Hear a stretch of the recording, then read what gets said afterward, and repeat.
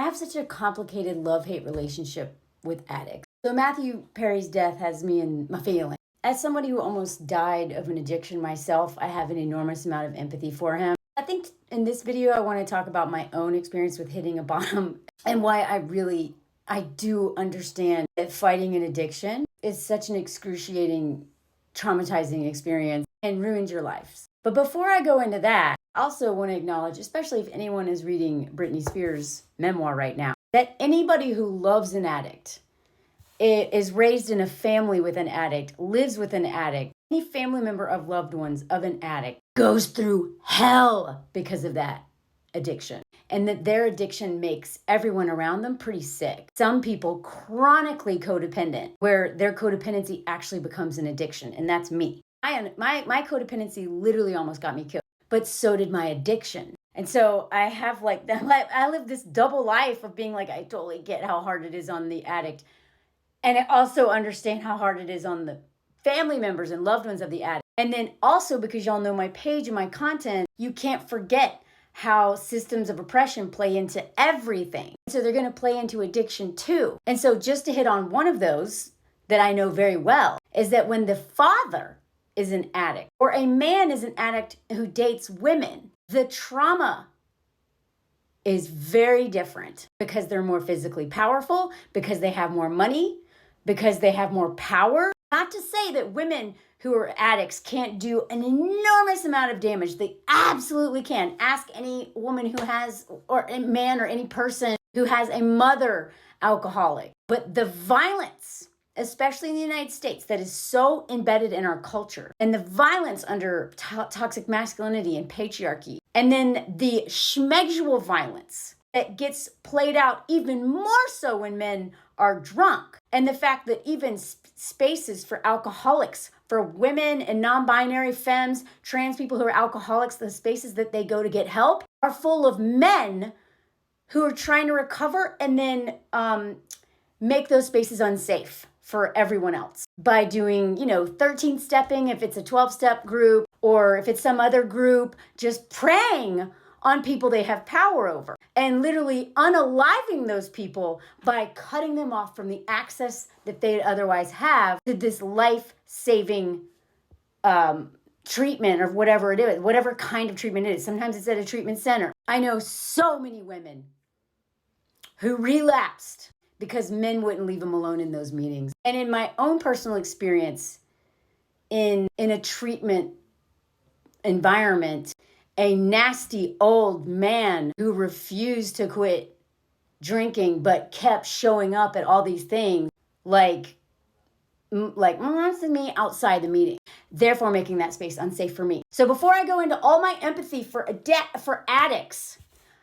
please keep in mind that every time an addict dies, there's a long list of bodies behind them that have been tortured by that person usually. And a lot of times that person doesn't even know it. They don't even remember it if they have like an alcohol or a problem. Ask any woman who has been raised in a home or dated a man with an active addiction how absolutely terrifying that was. I'm not saying that it's not scary also if like the mother is an addict.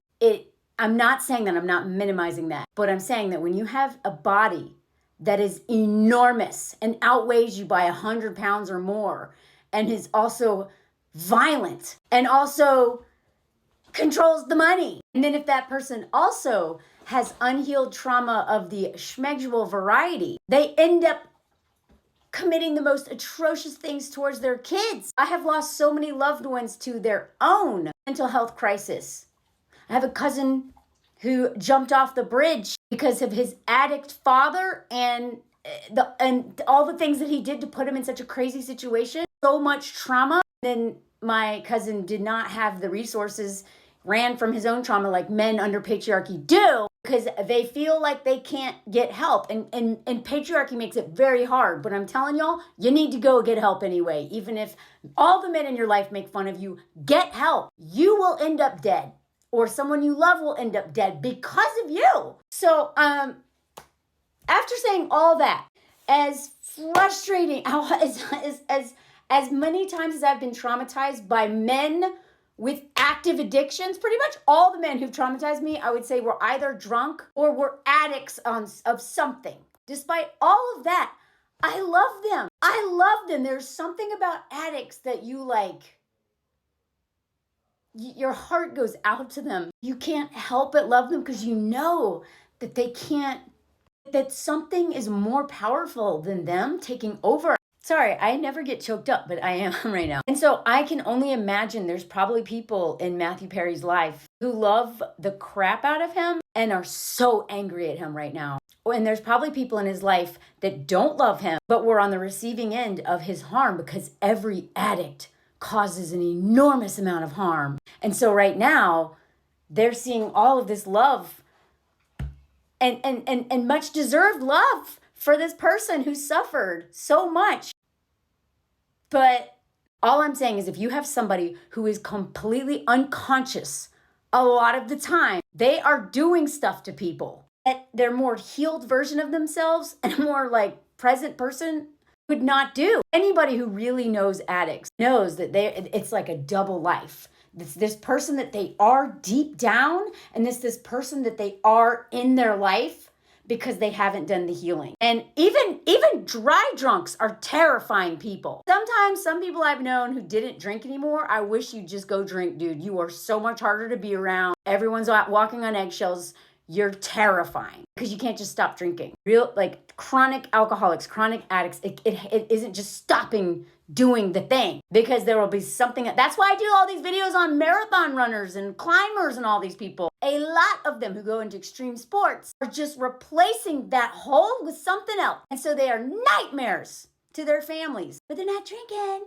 And yet, despite all of the frustration I have with addicts, I'm also an addict. I'm a chronic codependent. Literally was a different person when I was under the spell of codependency. Made decisions that did not line up with my value system and my moral compass at all. And I put a lot of people in danger because of my codependency. And the worst example was dating that violent man. I covered for him. I lied about him. And I got myself in so deep, and I'm not victim blaming here, but I got myself in so deep knowing that this was not right. I could not stop obsessing about him. How's he doing? Is he okay? Is he going to be okay without me?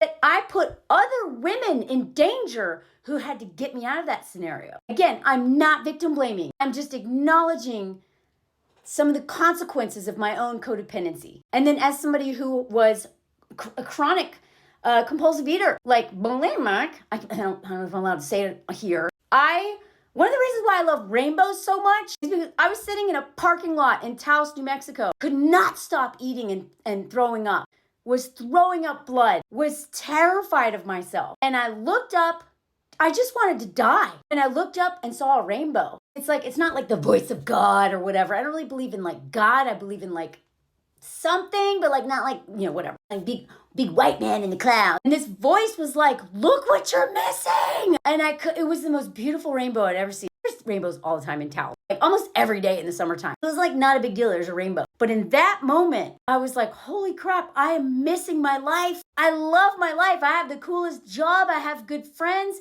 and I'm missing all of it because I'm spending eating crap that I throw up. Now, it actually took me at least a decade longer to get real recovery. I hit a few more bottoms. Some of the moments when I have been at my lowest point and just wanting to die, I see a rainbow. I'm not trying to appropriate the rainbow, the LGBTQ community in any means. That was my anchor to life in the moment. Over the next 10 years, I had so many moments where I was so afraid of myself. I was still trying to find a solution to this, that I was afraid to leave the house, but I was afraid to stay in the house. Knowing you are your own worst enemy, despite all the things that have been done to me, I'm my own worst enemy, is such a terrifying way to live. And I know that Matthew Perry dealt with that. All addicts deal with that. We don't know how he died, but either way, having someone who wants to kill you living inside of you is such a terrifying way to live. And I always have a special place in my heart for those people and the people that they impact. Rest in peace, Matthew Perry.